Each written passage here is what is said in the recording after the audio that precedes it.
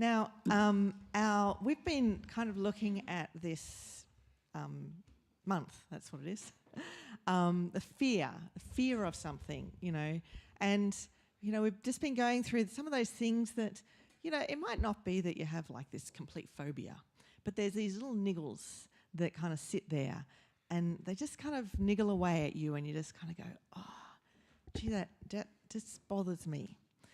And this morning, we were going to tackle that area of calling.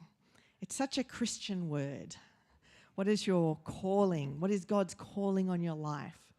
But it all gets tangled up as well in that whole sense of the work we do.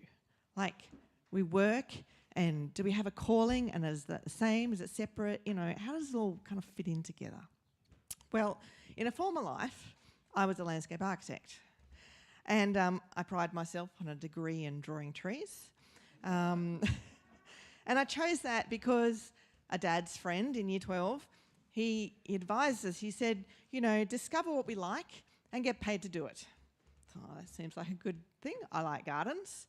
So I kind of just fell into that line of work. It just kind of, I didn't even know what it was actually when I ticked that box and said, yeah, I might do that at uni.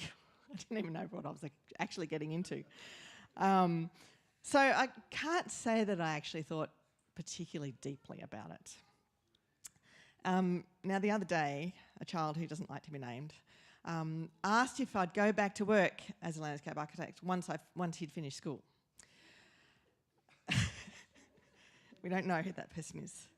And Jeff, Jeff's often asked me, he said, do I want to work in that field again?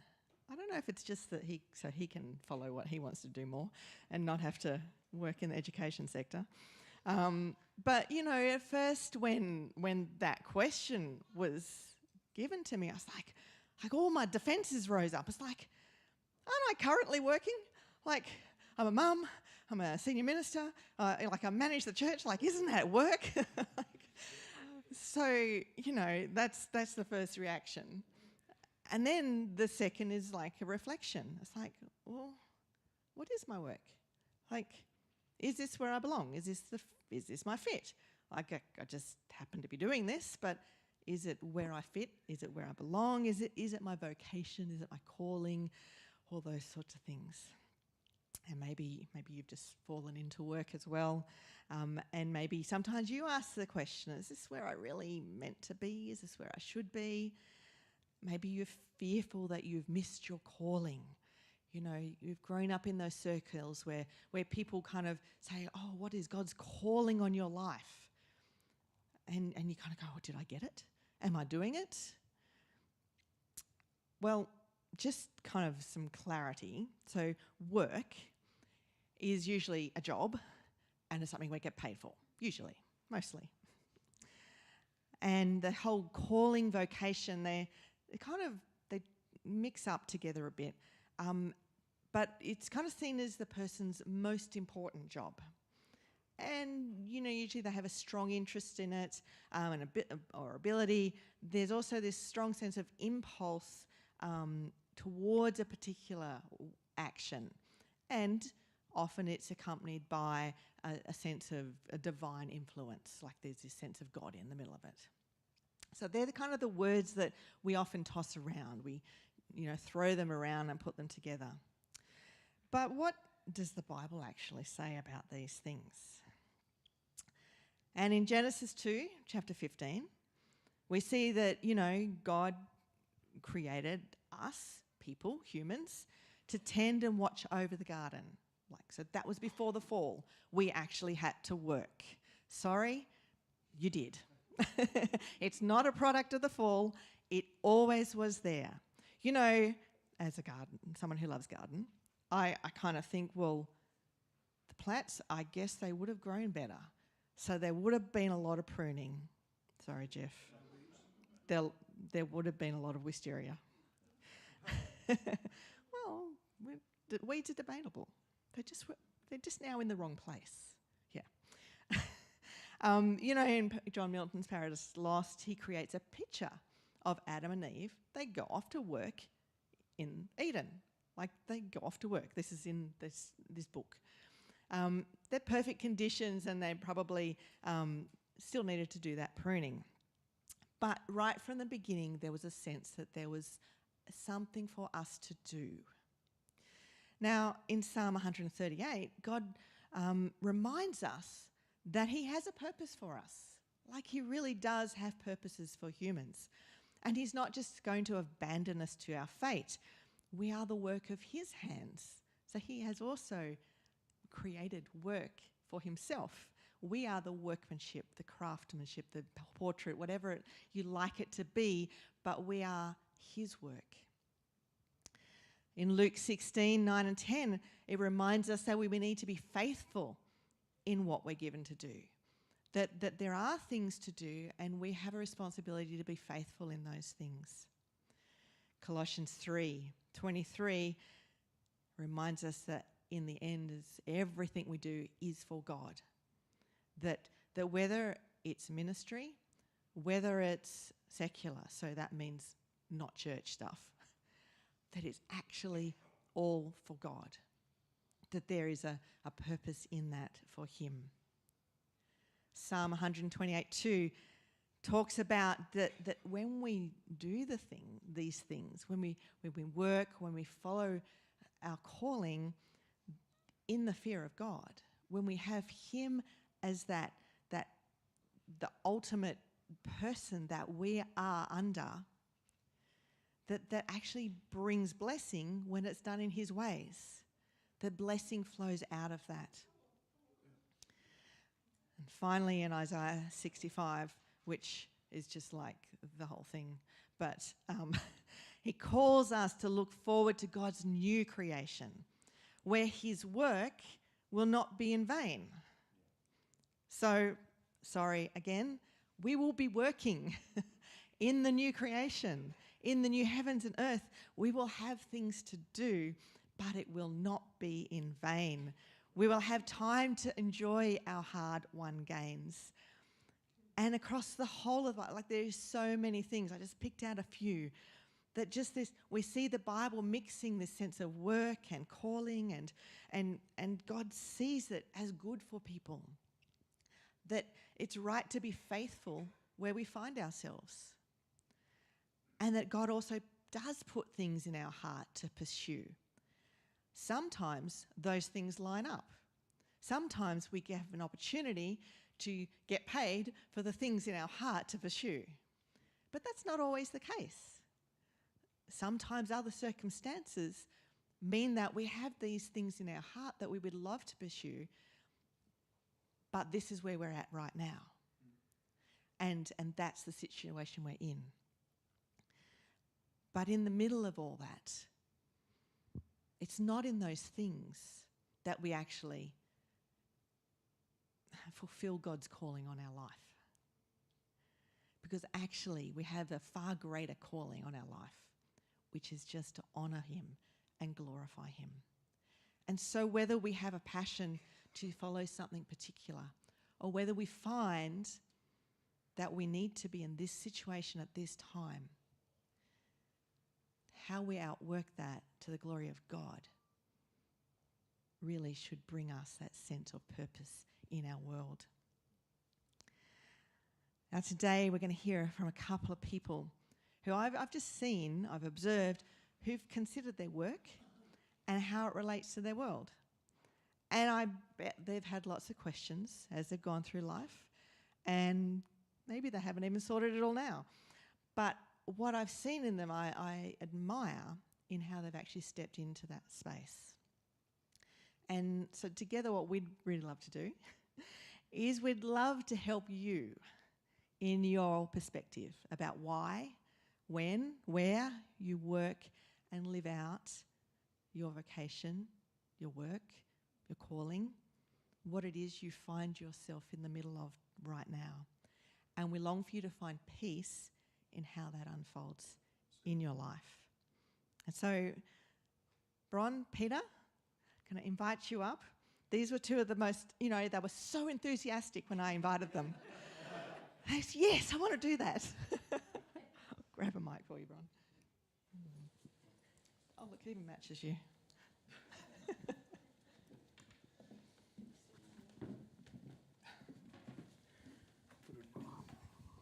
get the middle seat, do I? Yeah. No, thanks. Awesome.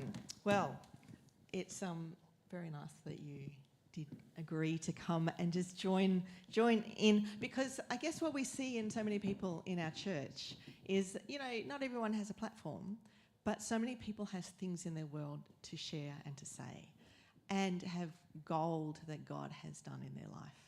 So that's what often we want to do in these panels, is just to be able to share that gold. So, Bron, let's start off with you. How about you just tell us first, what do you consider your vocation, work, calling, like whichever way you want to name it, word it?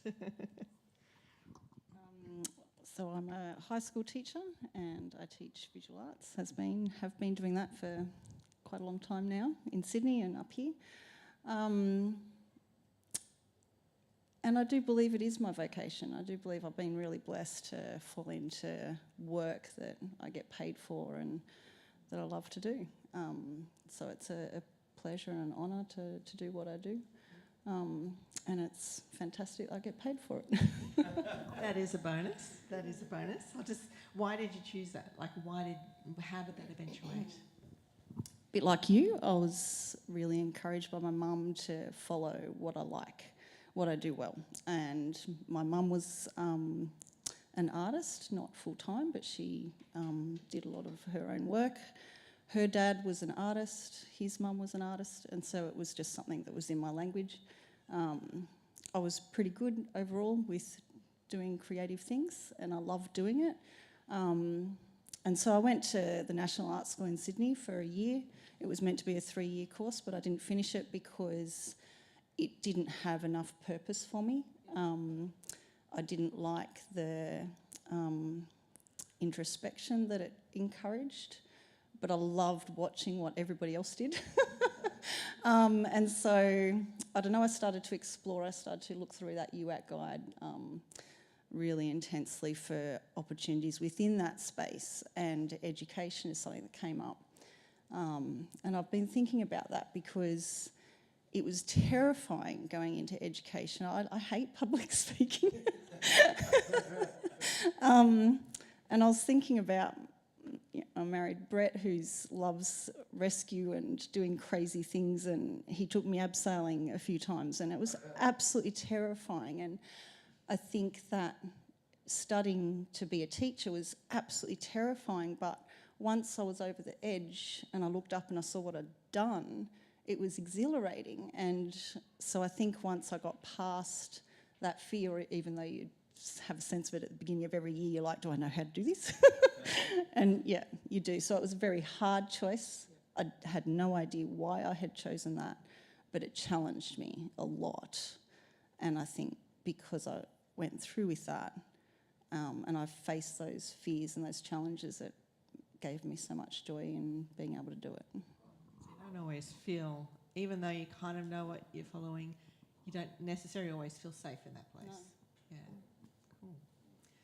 Peter, Hello. what about you? Nice and high. Nice and high. Yeah. Actually, yeah, I'm not really sure what my vocation really is.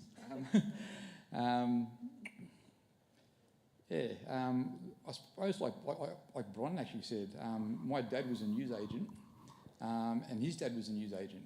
So everyone kind of thought, he'll go and become a newsagent.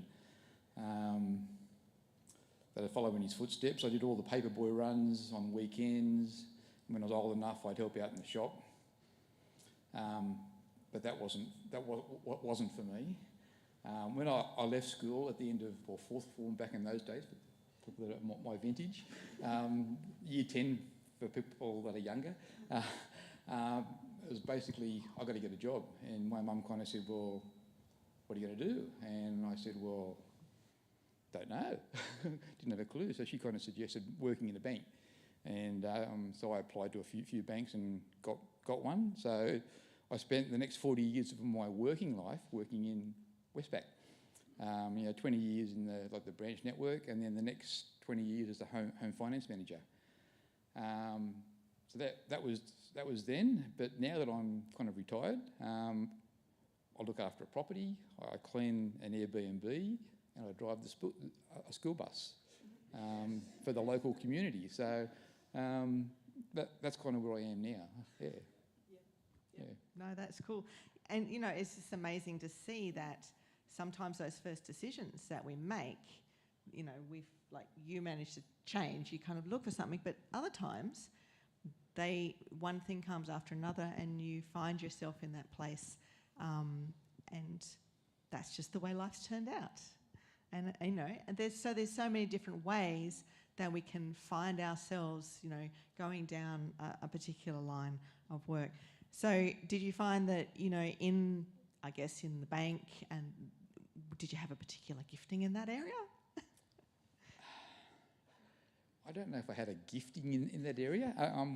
My strongest suit at school was always maths. So that was kind of, I suppose, the reason, I suppose, why I went that sort of direction, I suppose. So it gelled with you enough. Yeah, it did. I mean, even back in those days, I mean, you went into a job not just for 1 or 2 years. You went into it for a career. Yep. And you always thought, you start a job and finish a job at the same place. Yep. I was lucky enough, and I did that. But these days, people are encouraged to swap and change jobs. If you want to go to the next job, you resign from one and start something different. So it's changed a lot. You very much had instilled in you that faithfulness to where you were and sticking through things. Yeah, definitely. I can't imagine it was always fun and games. No, not really. So I'll just keep going with you though. Do you ever feel like you missed what you should really be doing? Like, now you've got your little farm and different things like that. Do you kind of think, oh, I wish I'd always done this? Or do things go through your mind as you're out there on the mower? I would have loved to have been a landscape gardener, actually. So, there you go. Yes and no. Look, I'll start off actually going back a bit. Why didn't I become a newsagent? I think that's important. I saw my dad, who worked 7 days a week. He was up most mornings at 4 a.m. and he got home about 7 p.m. My childhood memories of my dad was coming home, having dinner, falling asleep in front of the TV. So quality time with him, for me, was helping him out at the shop on weekends and stuff like that. So coming up paperboy and stuff like that. I was always doing that. I always remember very early on thinking I wasn't going to do that to my family.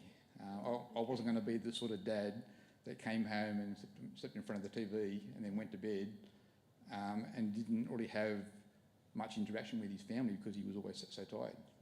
Yeah. So that's why I didn't become a newsagent. So did you find that you were able to give what you wanted to your family? Well, now, yeah, definitely. I suppose the job that working at Westpac, obviously it was a stable job. The benefits for me, I suppose, when I became a home finance manager, eventually, like bonuses started coming in and stuff like that. So I was able to provide for my family through finances, even things like. I remember one time, Lachlan started a private schools on a half a scholarship, and we got to the stage where one of the half-yearly fees were due, and it was like, where's the money going to come from?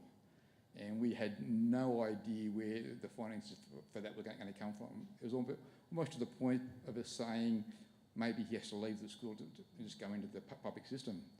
And a bonus came through for me. And it was pretty much dollar for dollar what his fees were. So for us, for that part of it, the finances were so important. So very much your heart, where your vocation in a sense was a provider. Yeah, would you see that? Definitely. And as a provider, yeah. The paperwork was the means to an end to be that, but not just a provider, but someone who is actually present in your family. Exactly right. Yeah, part of their lives. Yeah, definitely. I mean, I suppose even today, I mean, if you go to the next stage, you mentioned sitting on the lawnmower, driving around and stuff like that. I almost feel like God's called me to be at here. One of the other questions later on, I'll probably expand on that one a little bit more, but certainly I can feel that God has called us here now, to be here now. But certainly for my family, it was definitely being present, being there, providing for them. Yeah. Wow. So, Bron, do you ever feel like you've missed anything? Like, you sound quite content, and I can attest to you being a good teacher because somehow you managed to teach my kids some things. But, do you ever feel, is there ever a niggle for you that, maybe I could have been an amazing artist or, whatever it is? You pretty much gave it to me. Other people often put that on me, and it makes me feel like, should I feel like I'm not doing what I'm meant to do? Because a lot of people will say to me, so do you do your own art? And I'm like, I'm a full-time teacher. I'd love to do my own things, and I do a lot of little bits and pieces, but I never bring anything to fruition because my time and my energy and where I want to spend my energy, where I choose to spend my energy, is to educate and to enable youth to be creative. So that's what I look for. And that's what gets me out of bed is to be that creative enabler in these people's lives. But what I adore is looking at artists that make incredible works, and I love looking at that voice and how do they do that. But I don't have that voice or that reason to communicate for myself. It's not there yet. Doesn't mean that it won't come later. If it does, I have times where I'm like, I so want to just dump everything and just have my own studio, but then that's not where I'm at now. Yeah. And so what my passion is to be with those kids in the classroom. That's my happy place. Wow. It's amazing, that voice of other people who might project things onto us. And it's and sometimes it's resisting that and going, no, this is where I am at the moment, and this is what I love at the moment, and that's okay. It's interesting because it when I taught down in Sydney, that fast-paced life and teachers down there, music teachers, drama teachers, the creative teachers, we were teachers, and it was very uncommon for them to have their own practice. And then coming up here into the Central West, it was a real shift, and a lot of creative arts teachers do have something that is their own practice. So that was a real eye-opener for me, because then I felt really guilty. I'm like, maybe I should be, but then it's like you can't force creativity. There has to be a need to express in that way, and that's not yet within me. Yeah. Sounds good. So, how do you live that out? Like, how do you go about your vocation in terms of, like, so much? It's not just about what you do, but it's the relationships in the middle of that. And I guess, what is important to you in that space with your peers, like your colleagues, and with the students for you as well? You've got that sense, like, how do you live that out?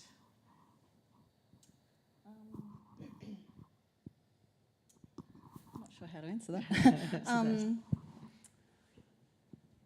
I think being a teacher in a bigger school, and I've always taught in big schools, you have a lot of staff, and it's so important to connect with staff for professional reasons, but also for just your own whole self, looking out for yourself. In preparation for today, when you asked me to do this, I was actually in the middle of reading Luke, and the day before you asked me, I'd read Luke 10, and Luke 10 was about Jesus calling the 72 to go out and do their work. And when you mention it, I'm like, oh, I think that might have something to say to this.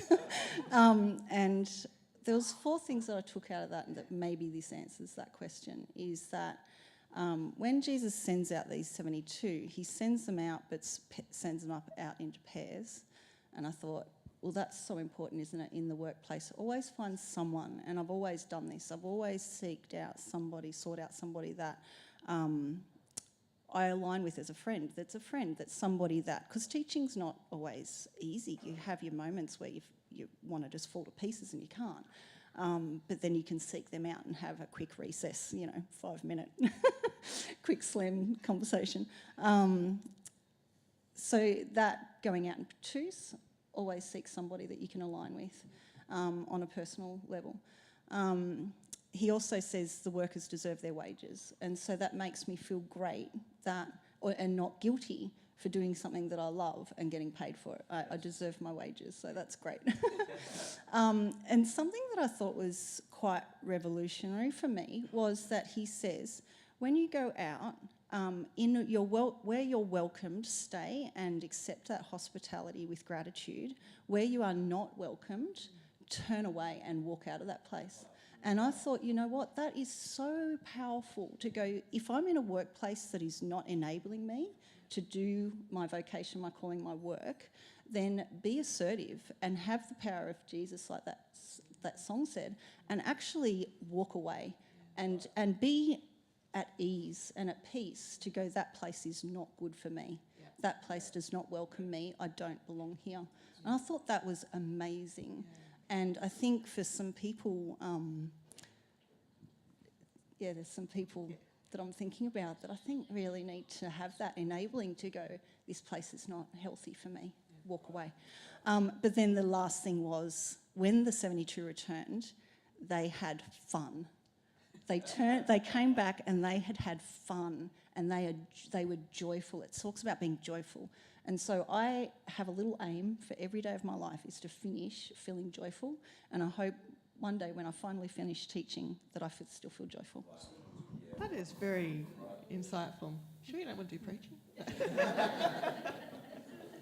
Stick to the classroom. Give me teenagers. It's just a big classroom. How about you, Peter? Just in different, you've got your past, your present, different aspects of your world. I guess, but what are some of the defining things that help you go about your life, through work, through those things?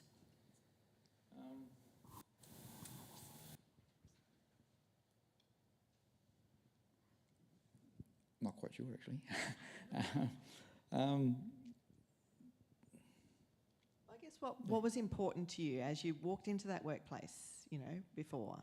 Like, what was important to you about how you went about your day? Look, it was always, I suppose, from a dad's side of things, it was always instilled in me just to work hard. Do your best. Put your best foot forward.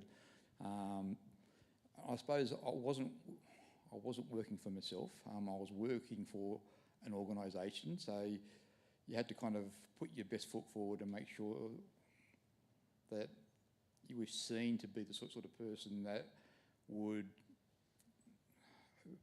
I suppose, do the best for them. But I suppose even for me, it was also doing the best for my customers that I was actually doing home loans for or whatever. People used to say to me, a few people come up to me and say, I came to you for a home loan because I trusted you. I was a trusted person. I wouldn't necessarily put them into a home loan because the bank said I had to. I put them into a home loan because they could actually afford it. And that was important. And a lot of people saw that. They saw the honesty, the integrity, that's just such an important thing, isn't it? Yeah, definitely. Just to be in that place and to live that with integrity and honesty, and to be a person that people trust is incredible. So I guess lastly is that, where does God fit in this? Like, do you see a place for God? Like, is God part of that whole deal? Do you separate him? Do you have work and then life, in church? How does God have a place in this realm? Look, I used to always turn around and say, "Oh, God, I want to do a job that I think is meaningful to God." Always praying for a change, doing something different. I think over time in my life, I kind of worked out that God in my work life was wherever I was working. It wasn't. I don't think God says to someone, "Go and do this job" or "Go and do that job." I think God is with you no matter what job you're doing. So even if you're in a job where you think, "This isn't for me," turn it around and think, well, what would Jesus do in this sort of situation? I think God will help you in whatever job you're doing. Yeah, and it's that seeking him, because sometimes he might say, "Leave it," but seeking him in that space and going, how do I live this out? Exactly right. I mean, there was many times I turned around and said to God, "I want out of here," and I applied for other jobs, and the jobs didn't come off. And you'd be saying, why didn't I get that particular job? I mean, one that really sticks out of my mind, I applied for a job within Westpac, believe it or not, and it was actually for the branch manager at Norfolk Island. I'm glad you didn't get that one. And now you think, "Oh wow, this would be really good." I went through all the interview stages, and my boss came to me one day and said, "Go home and talk to your wife, but you're on the plane. You're there. You've got the job. It hasn't been formally announced yet, but you've got the job." And we went home and talked about it as a family. And we actually got excited because it was a two-year role, and we thought, "Oh, this is really good." But all of a sudden, the next week, they said, "Oh, hang on a second, they're having a rethink of the job. So it isn't 100% certain now." And all of a sudden, they turned the job around and they said, "Oh, you haven't got those skills now that we're looking for in that particular role." And it was gone, pulled from under us. And it's like, why? Because you never would have come to Bathurst after Norfolk. Well, that's possibly true too. But again, I think it wasn't going to be right for my family. As much as they probably would have enjoyed it for a couple of years, but it wasn't going to be the right thing for them, or me. As you said, probably wouldn't come out to Bathurst. Yes, we would have. How about you, Bron? Do you think there's a place for God, in the middle of your work life, that sort of thing? I've always taught in Catholic schools and now an independent Christian school, and so I've always had that ability to speak openly about faith. So that's super fortunate, because I know that if I was in the department school, that wouldn't be the case. So I guess that was a deliberate choosing, although I did go to the Australian Catholic Uni, so it kind of led me in that direction. But I think that was really, that was path directed for me. And I'm fortunate in that I teach Christian studies as well, so that's fantastic. So the community view me and see me, hopefully, as a Christian. But even in my visual arts classes, I'm always threading in that into the visual arts classes as well, and so that's super fortunate. And in my friendships with the colleagues, so very blessed in that way to find that and to have that freedom of my beliefs and speech in that. Yeah. Absolutely. So is there anything else you want to encourage people with? Because, there's two very different kind of scenarios and different things, and multiply that through the room, that there's no one way of doing life. There's no one way. So do you have anything else you want to... Yeah, look, for me, I think I mentioned earlier that obviously families were so important. I was lucky enough to be able to do a job which was working 5 days a week, Monday to Friday, 9 to 5. If I didn't do that, someone like Carolyn, I mean, she was called to ministry, and she was a worship pastor for 10 years. a lot of nighttime meetings, nighttime rehearsals and all that sort of stuff, and she was able to go out and do her job because I was able to come home and look after the kids. I could ship them to their afternoon activities and stuff like that where she had to go from work. So for that, my income and stuff paid the bills, but yeah, that certainly helped her.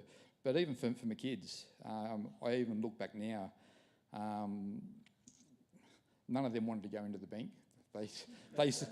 They saw what I did and they said, no way, we're not going to do that. Almost like I said for my dad, I wasn't going to go and be a newsagent. Lachlan's my oldest. When he was 4 years old, she got up in front of the church and said, I'm going to be a pastor. And everyone looked at this 4-year-old and said, yeah, sure, Well, today he works full-time as a youth pastor in Laneway Baptist, and he's going through the processes now of being, I suppose, ordained through the Baptist side of things. So he's actually fulfilled what he was going to say. That was it. He actually prophesied over his own life in that side of things.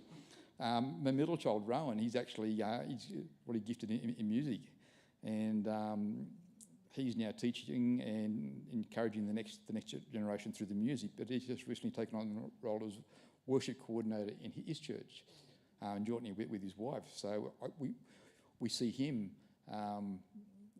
following God's paths.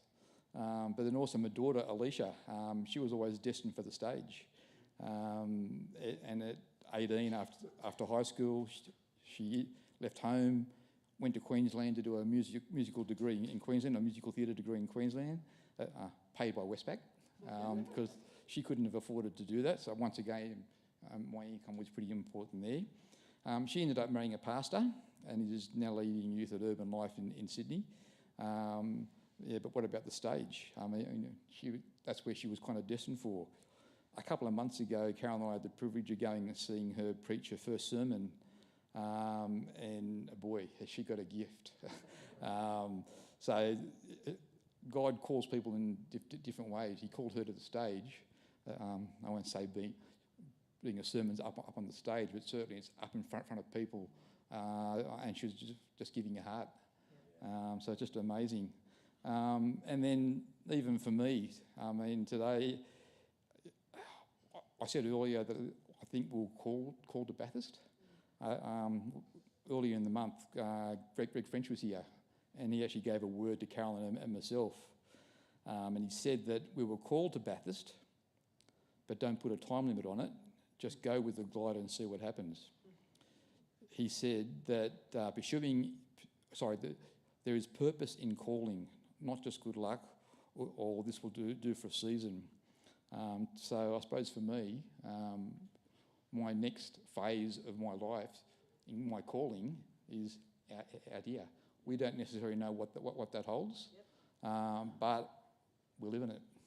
You're living it just in that moment. Yep. And what an amazing thing to be able to be the instrument in order to release others into what they need to do, like to release Carolyn, to release your kids into what they need to do. Exactly and right. I think so much of, you're releasing hundreds of kids into what they might become, and that what we do is not actually just about us. Right. There's so much of what we do and our calling that actually it is for the glory of God, and so that other people can be released into things or do things or be a part of things that otherwise they might not be able to. So we might close up now. You guys can go back to your seats, and I will. Let's just thank these guys. Yeah. And I just thought, we could just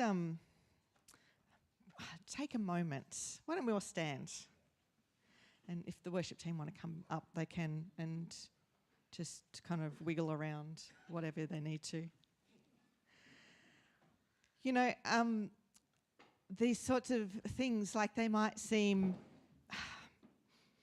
unspiritual for church to be talking about these things, but it's a part of who we are, and it's a part of our everyday, and it's a massive part of the lives that we lead. Just so you know that my vocation as a mother and a pastor is not going to change. I'm not planning on going back to work. No, I will stay with what I'm doing at the moment. You know, like in this place, I find joy, I find hardship, I go through different things. But at the moment, it's where I belong. I know it's where I'm supposed to be. And I guess, what about you? Like, are you where you feel like you're supposed to be? Are you at peace with what you do? Are you content to know that in this place I can live out my purposes for God no matter what? That it doesn't have to be a pastor, it doesn't have to be a youth leader, it doesn't have to be, anything special. But actually, in the day-to-day, everything, that you might be that person who's releasing others. You might be that person who is bringing light to your workplace, who is being God's presence in an otherwise very harsh place. There's so many different things that we can understand from our work, from our vocation. But in the middle of that, are we honouring God? Are we bringing glory to Him? And I just thought it'd be great to take a moment this morning, like just to pray into your world. Like, are you restless? Are you uncertain? Do you need to leave your workplace? Or do you need to stick it out? Like, can we pray over that? Like, do you want to see God move through you and to bless this part of your world? Do you want to see how God is in the middle of this, and that it's not detached from who you are as a person and who you are as a follower of Jesus, but the two are intertwined and working together so that you bring Him glory? Just as we finish this last little bit of worship, I just think it'd be really great. Come down the front. Just let's pray over this together. Like, it's not something that you have to be alone in. It's something that as the church, the family, the body of God, that we can stand with you and just find life in the middle of where you are right now. So we're just, if you want to just finish a chorus or something, and if you feel like you just want prayer over that part of your world, that you just want to be released from, any niggles that you have, and you want to know that you're